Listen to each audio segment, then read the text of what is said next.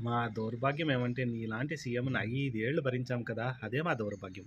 బాబూ 372 ఉద్యోగాలు పరీక్ష అనేదే లేకుండా, డిఎస్సి పరీక్ష అనేదే లేకుండా. కాస్తైనా పూస్తైనా నాలెడ్జ్ లేకపోతే ఎలాగా? ఊరికే ఎవరికి డీఎస్సీ సీట్ ఇవ్వరు బాబు. అది టెట్ అంటూ ఒకటుంటది. Teacher eligibility test.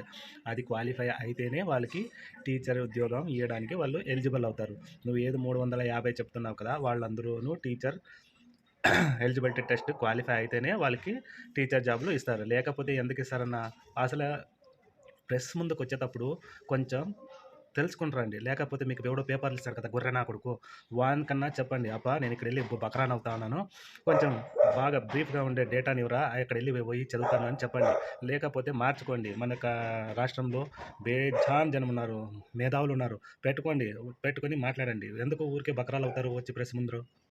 ఇప్పుడు స్కామ్ జరిగింది అంటున్నారు కదా! ఆధారాలు చూపియండిరా. ఆధారాలు చూపిచ్చి ఆ తర్వాత మాట్లాడండి. ఆధారాలు లేకనే ఎందుకురా ఊరికే వాగుతారు. మన హయాంలో ఒకటి జరిగింది. దానికి ఆధారాలు చూపిచ్చారు. దాన్ని క్యాన్సల్ చేసి పారేశారు. ఇప్పుడు మీరు ఆధారాలు చూపిచ్చండి. మీకు దమ్ము, ధైర్యము ఉంటే ఆధారాలు చూపిచ్చండి. నోటిఫికేషన్‌లో అలా ఇచ్చారు, ఇలా ఇచ్చారు అని కాదు.